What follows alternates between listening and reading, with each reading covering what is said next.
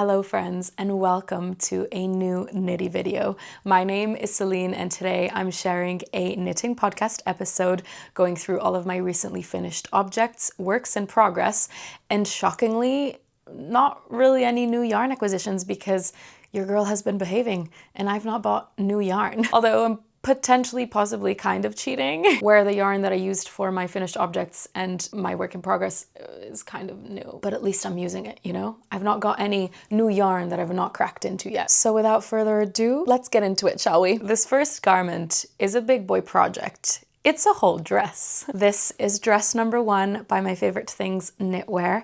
I have been dreaming about knitting this dress since the pattern first came out. I'm a huge fan of blouse number 1 by the same designer, which is ultimately the same exact silhouette as this dress, but obviously it's just a top. So the idea of having a garment with an added skirt portion was a very appealing prospect for me. I made it in the gorgeous Knitting for Olive pure silk. I held 2 strands together in the shade Bottle Green, which is this gorgeous deep forest color. And let me tell you, when I wear this, I feel incredible. First of all, we can all imagine wearing a hand knit dress that you made stitch by stitch with your own hand, passion, love, sweat, and tears. Best feeling ever. But then there's just something so understated, refined, and classy about this silhouette. It's so gorgeous and regal. It literally makes me feel like Princess Diana, which is ultimately how I want to feel all the time. I love when simplicity speaks 1,000 words, and this is exactly what dress number 1 does for me. Obviously knitted in this gorgeous fiber makes the wearing experience that much more luxurious. If you've never made or touched anything in 2 strands of Knitting for Olive's pure silk, you're kind of missing out, I think. It is so soft, delicate, drapey, and plump and luxurious. It's got a beautifully comforting, dry feeling, similar to when you have freshly washed linen sheets and you go into your bed and you kind of want to keep on rubbing your feet because it feels so nice. That's kind of how this feels to me. But at the same time, there's a creamy quality to this yarn. It's just so interesting. It is one of my favorite yarns, especially held double.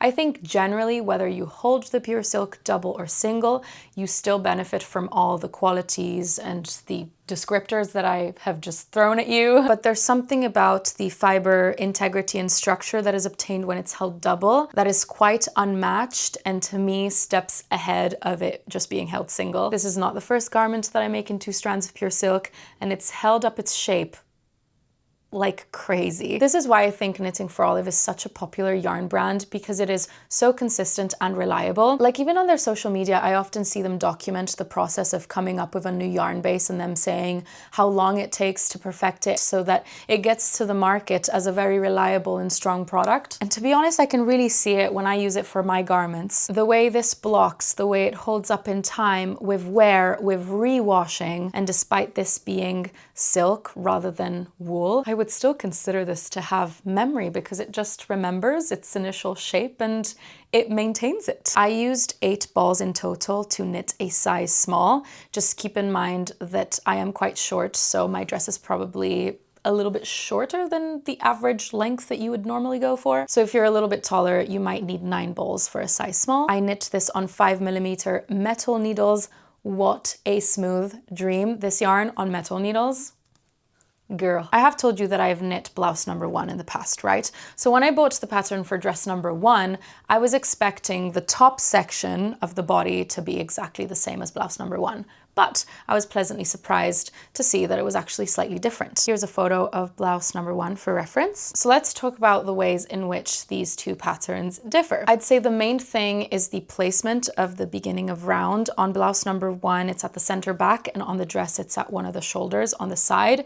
So that changes the way that you work around markers and do the German short rows in the beginning, and also develop the shoulder increases. The second difference resides with the distribution of stitches at the sleeve cup, which I was expecting to be the same on both patterns, but it ended up being a little bit different. And this is what it looks like on the dress. Now, that difference of distribution doesn't really bring about any crazy fit changes. They pretty much look exactly the same, but still I enjoyed the fact that the workflow for this dress wasn't the exact same as the top that I had knitted a couple years ago. And then I'm pretty sure that when it comes to the rest, the sleeves and the rest of the body, it's exactly the same as blouse number 1. Of course, there's the added skirt section, which in itself is extremely simple because it's just a sequence of increases spread across an even interval of rounds. So it is very, very easy to shape this skirt. Because it's got positive ease, you can more easily get away with just doing quite simple increase work. Also, as I said, the fabric's quite forgiving because of all the beautiful drape. It just sits really nicely. And then you finish off all of the edges with this non-rolling bind off, which consists of 2 rounds. The first one being the actual non-rolling one, and then the second round is just binding off all stitches knitwise normally. Whenever I do this non-rolling bind off, I get so many questions about the edge still rolling. It is very normal for this to still roll just after you've bound off and you haven't blocked the garment. If you block your garment and pin the non-rolling edge down, it will dry flat and it will not roll once it's dried. In my eyes, this garment is pretty much perfect. I will be knitting it again in the future, 100%.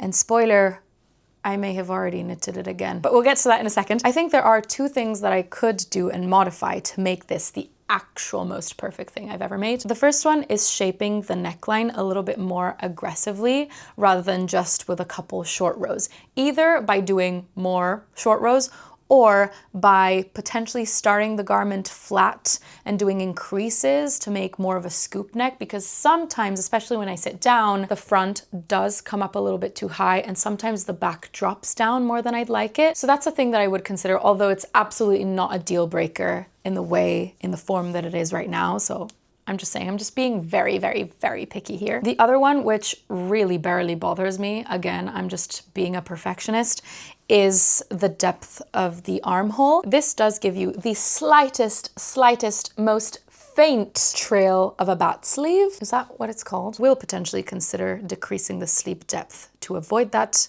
in my next iteration of this. In fact, with those modifications applied, I reckon the dress would be just too perfect. Too good for us, too good for this world. It gives me confidence, it helps me tap into my femininity, but in a slightly different way than what I'm used to. Usually when I'm feeling feminine, I'm feeling more of like the girly cutesy type. With this on, I'm feeling feminine woman type. Yeah, she's a 10 out of 10. So obsessed that I immediately made another one. Yes, you heard that right. I made another dress number 1 by my favorite things knitwear, but this time we made her short sleeved. The reason I made a short sleeve version is because I tried the green one on when I still hadn't added the sleeves and I was like, oh my God, I need a short sleeved one as well. That's why I did it. Of course, all of the things that I said about the pattern and the fit of my green dress apply to this navy version. I made both of my dresses following the pattern to a T, and I didn't make any modifications except for probably skirt length. I followed the instructions as they were, and I think those modifications that I mentioned would potentially make this even better, namely the more aggressive neckline shaping and the decreased armhole depth. That's a conclusion I came up with once I finished the second version, so I've actually not tried those myself. But I think especially if you go for the short sleeve alternative, this could benefit with a decreased armhole depth. Just because when your arm is down, there is quite a lot of kind of gaping fabric between your actual arm and the top of the sleeve, if that makes sense. But I guess that also gives you quite good range of motion, so it depends what you're looking for in your sleeve. By the way, the pattern does not include instructions to turn this into a short sleeve, but it is very simple to do so. When you get to splitting the body and the sleeves, instead of putting the sleeve stitches on hold, you just bind them off with the non-rolling bind off. And this is where the other very minor modification comes in. As mentioned before, the non-rolling bind off happens over the course of 2 rounds. In the first round, you do the actual non-rolling sequence, and then in the second round, you bind off the stitches knitwise normally. What you want to do here is put both of those rounds into one. So you want to do the non-rolling sequence and then also bind the stitches knitwise all at once. And I actually prefer the finish of this to the other way, just because the trim that results from it turns out a little bit shorter and as a consequence looks cleaner to me. Let me try and show you the difference. So with the green one, I did the non-rolling bind off over 2 rounds, and on the blue, only 1. So yeah, that's how you do the short sleeve. I did not add any rounds at the length of the sleeve after I separated them from the body, and for the rest, it was the exact same experience. Now, I actually did use a different yarn this time. I didn't use the pure silk. I used 2 strands of Knitting for Olive cotton merino instead. Shade is navy blue. I used 6 balls for this one, knitted it in a size small. I for sure would have needed a 7th ball had I wished to make this a little bit longer. But let's talk about the cotton merino by Knitting for Olive. I also adore it. Everything still applies. The consistency and reliability of the fabric is really great. I love the feel. I believe this is 60% cotton and 30% merino. I guess that wool content could cause some concern for some people, maybe thinking that it's too warm of a fabric, especially because it's held double. But I find it to be more breathable than you expect it. Merino is quite good at regulating my body temperature, but also I feel like the cotton properties shine through the most, and the 30% wool is kind of there for the memory, because cotton can stretch and it doesn't really behave as well in the long term as wool does. What I'm saying here is that the wool is present for all the good reasons. Of course, I'm not saying that this is the most lightweight thing ever, because it is worsted weight at the end of the day, but it is still mostly cotton. And yeah, really love the navy. I've been loving navy. Such a good color. It goes well with so many things, and while it could be considered a very basic color, it actually stores so much surprise, because you can pair it with the craziest color combinations and it actually looks majestical. So if you never have before, I recommend you study navy blue and all the color combinations that can work with it, because you will be surprised. It's got a lot of flex. Look at that. I've got 2 dress number 1s. My next finished object is my Eevee scarf. This is my own design that I've recently released. It sits within my Eevee collection. I have my Eevee hood and my Eevee mittens, and I wanted to make a little neck piece. The standing feature of my Eevee pieces is the textured stitch. That looks like a beautiful little flower. It's so pretty, and I think it's beautifully emphasized, knitted in hand-dyed yarn. This one's one of my favorites. It's the Camel's Yarn BFL sock in the shade Flora Day. It's got an array of pastel pink, blue and yellow, and it's so gorgeous, and I held it with a pastel pink rosy mohair. This pattern comes in 3 sizes. This sample is knitted in the medium/regular size.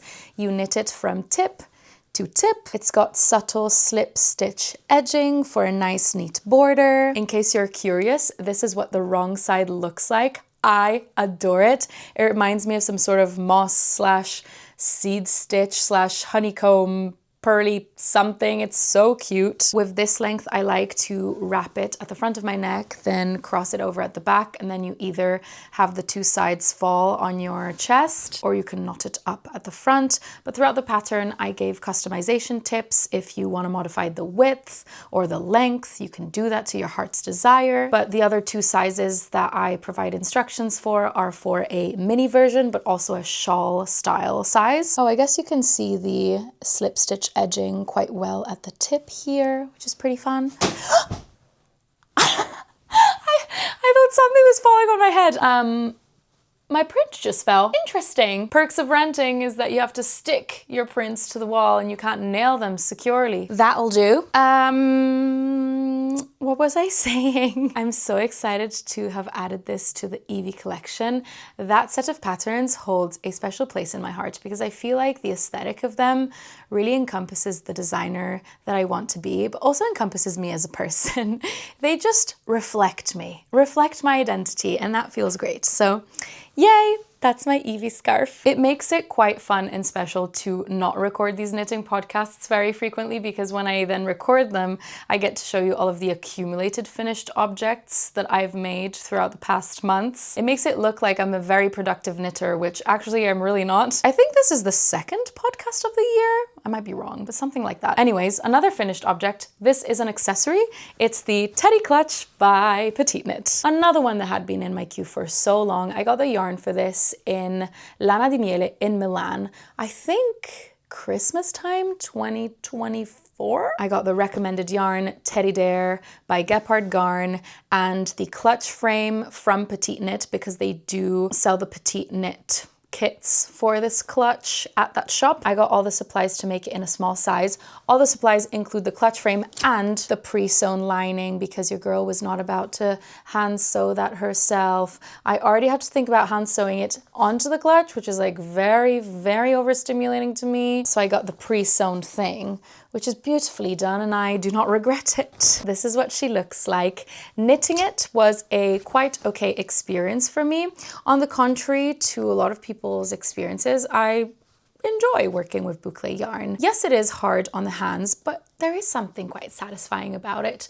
Yes, you can't see the stitches, but there is something quite satisfying about knitting it. I don't know. Also, it's a very, very simple construction. You knit a rectangle flat to create the base of the bag, and then you pick up stitches around that to then work the sides and body of the bag up in the round. I was anticipating that knitting the lip section was going to be more complicated than it actually was.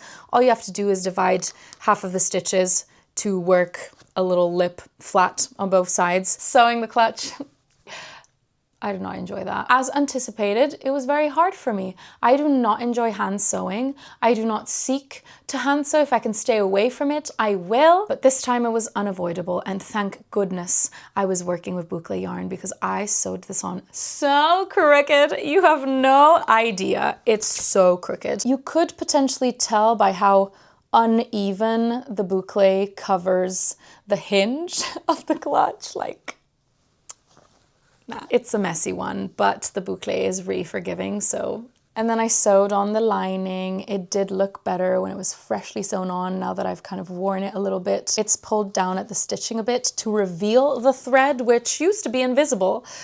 But all things considered, it's fine. Another indicator that this was sewn on very crooked is that the corner of the lining does not align with the corner of the frame at this point. But hey, who's checking the inside of my bag? I love that it looks like I'm bringing around my pet bunny when I wear this. I did ask you friends on Instagram if you recommend me putting some straps because let's be real here, I despise carrying things. So I don't really see myself going around like this for the whole evening. But at the same time, the no strap is so chic to me. So I also don't want to give that up. So some of you came up with the brilliant idea of applying removable clasp straps that you can either wear or not. I think that's what I'm gonna do ultimately. I cracked into 2 balls of the Teddy Dare for this size small bag. Another thing that I thought was very interesting, this being my first time making a clutch, is I was worried that my knit was turning out too big for the clutch frame, but then I realized that the width of the lip kind of scrunches up around the clutch frame, so it's super forgiving. So don't stress out if you don't hit gauge exactly, because it's meant to be that way and it works out fine. The instructions were your usual petite knit pattern instructions. I did have to resort to the videos for the sewing onto the clutch frame and the lining because I was extremely confused. I did not find the written instructions to be enough, but there are the videos, so that's good. This is also, I've been following petite knit videos since I first started knitting petite knit, which was, well, 4 years ago, I don't even know. And it had never occurred to me that I can just switch on the English captions. So I have been watching these videos in Danish without any English subtitles. I don't know why I did that. Someone in the comments under one of my Instagram videos told me that I could do that, and I was like, I feel so stupid right now. I've crocheted a bunch of bags before, but this is my first knit one. She's adorable. I think I'm gonna get a lot of use out of this in the winter if I go on any night outs, which I never do, but you never know. This will be my gal for those evenings. Last finished object is my Alice top by Petite Knit, which is a pretty standard V-neck summer tank. This is what it looks like up close. A few little details on the back shoulder. It's a pretty staple basic, which really aligns with the petite knit aesthetic. The process of knitting this was okay for me because you knit it bottom up, which means that for the first half of the project, it's just the tube and it doesn't look like anything. So there's not really much excitement you can hold on to. This is a very simple knit. There's no stitch work, lace work, color work that you can kind of feel excited about. You just knit the tube and you're like, oh, nice. In the sample photos, I could see that the body section was baggier than I wanted it to be. So I cast it on a size extra small. And what I did when I got to the armhole is I shifted to a size small stitch count because I have relatively broad shoulders. So I did know that I didn't want to stick to an extra small shoulder width. And yeah, I just figured out what new stitch count I had to settle on to shift to a size small. And I think that the fit is exactly what I wanted it to be in terms of positive ease at all sections. For this garment, I used one strand of Katia linen, which is 53% cotton and 47% linen. It's got 112 meters and 50 grams. I used 3 skeins in total. I held it single-stranded and it was a mistake. Let me try and explain. I found it so hard to identify a good yarn substitute for this top because it's got such an awkward gauge for a summer top. It's like 15 stitch gauge or something like that. That's huge, right? Petite Knit holds a couple strands together, I believe. In her sample, she uses the Japanese cotton by Eevee, which is pretty much discontinued everywhere. It's super hard to find, but it is ultimately the most perfect yarn to hold with something else because it's so light, but it's got this really interesting structure where it's flat and wide. So it really fills up the gaps while not creating too heavy of a fabric. I seriously did not want this tank to be made in a heavy fabric. I did not want to hold a million strands of linen together just to hit the gauge. This is a summer top. I don't want it to weigh on my shoulders, you know? So whatever, I settled on this yarn because I noticed that it's got pretty much the exact same meterage as one of the other recommendations that she provides in the pattern. I think it's the Sandnesgarn Line. It's got the same meterage. I was like, perfect. I didn't read far down the paragraph and I didn't realize that she actually recommends that held double, which to me sounds outrageous. It sounds like too heavy, but whatever, I didn't realize. So I just held the Katia yarn single. And in fact, I ended up using half of the yarn that I had bought because I was meant to hold it double all along. I was splitting for the V-neck and I was like, oh, I've got another 4 skeins left. I wonder why. Anyways, I used a 5.5 millimeter needle. And let me tell you, it is the perfect summer fabric. It is drapey, it is nice and dry, it keeps you cool. It's definitely see-through, so it's breezy. But there's one thing that I don't like about it. The tension is not very forgiving in this yarn, and it's not the neatest thing I've ever made. Can you see some irregularities in the fabric? It looks a touch scrappy. I'm obsessed with sage green in general, but a lot of versions of it wash me out. But I feel like this one is deep enough and olive enough where it doesn't do that. I should probably block this again and pin the edges down because they do roll. Also, I'm always quite surprised by how nice the raw stockinette edge looks. It does roll a bit, but it looks completely intentional, so that's great. It transitions really nicely into the armhole shaping. I really recommend this pattern if you are able to find the right yarn for it, because I think it's so easy to go wrong with the yarn choice here because you have to hit that huge gauge, which is quite unusual for a summer garment. So that's my only ick, I guess. No, ick is a little harsh, oh my gosh. That's the little downside. One thing I do know,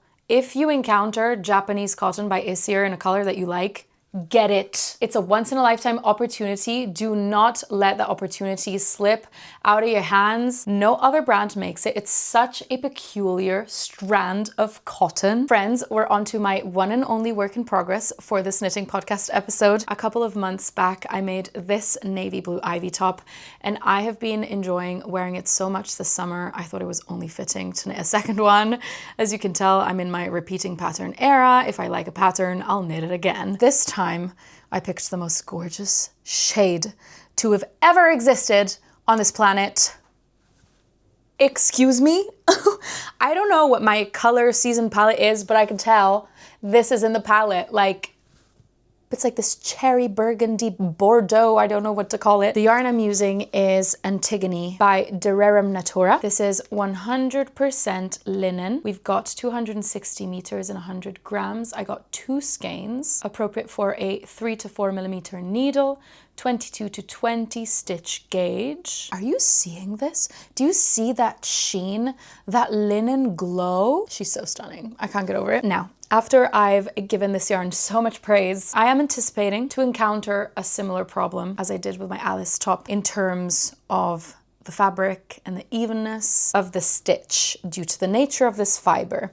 This linen is not the most forgiving. I'm not gonna lie to you. It's looking a little bit uneven. I think it would have benefited from being held with something else to fill in the gaps. It will for sure get better with blocking, but it won't be perfect, I don't think, or at least not as perfect as my navy blue iteration, because there I used the ultimate, most amazing yarn combination. I held Isier's Trio 1 with 1 strand of knitting for olive cotton merino, and that was incredible. This I'll have to see after I block it, but it's fine because the color is worth it. And I know that I will still wear it loads because I also love the silhouette.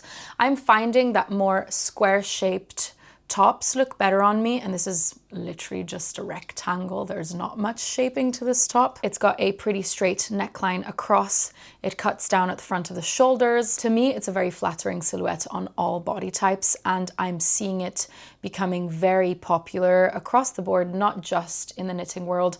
I'm seeing people out in the streets wearing this silhouette, and they've clearly bought it somewhere. They've not made it themselves, so that's cute. I am making one modification. So this top is worked top down, and you started by casting on stitches for the neckline, and you work just a couple rounds of straight stockinette with no shoulder increases whatsoever, just to give yourself a bit of a neck edge. With this one, I omitted that section. I cast on and went straight into the shoulder increases because I didn't want it to come quite as high up as my blue iteration. I just wanted it to be a little bit different. That's the only modification I'm doing. Everything else, I'll follow the pattern to a T. Here I'm about to shape the armhole at the front yoke, and then I'll join everything in the round, and then I'll just knit straight, and that's it. This pattern is very simple, beginner friendly. I'm very much looking forward to seeing how this looks like on once it's finished. I wonder how this linen is gonna block. Hopefully it'll even out. I will keep you posted. I'm sure you'll see plenty of this soon in my videos because I just adore the color. By the way, I did want to say that one bowl of this is 16 pounds, and I know it's 100 grams, but it's 16 pounds per bowl. I bought 2 bowls for this project, so 32 pounds, and I know that I'll have loads left, so I just wish it came in 50-gram bowls so that I could have just bought less. But once again, I think I'd do anything for this color. And friends, those were all the projects for today's knitting podcast episode. This one felt pretty productive, especially with the 2 dresses and then 1 pattern release. You know, often lately I've been stressing out and I've been frustrated at myself for not being able to knit as much as I'd like. But after this episode, I feel quite content with the quality and the value of the projects that I have worked up in these last few months. So I guess I'm encouraging you friends to leave a comment under this video and let me know what knits you've recently finished, what are your works in progress, what's currently on your needles while watching this video. I always want to know that because I'm the nosiest. Talking about knitting brings me the most absolute joy ever. We are so lucky to have this hobby, by the way. Let's not take it for granted. The joy that it brings us is so precious, and I'm so grateful to have you friends to share this passion with. It's the absolute best time. So as always, I thank you so much for sticking till the end of this video. I really appreciate the company. I will leave my Instagram on screen in case you'd like to follow my creations more in real time and hang out and catch up on there. I will say bye for now, and I hope to see you in my next video.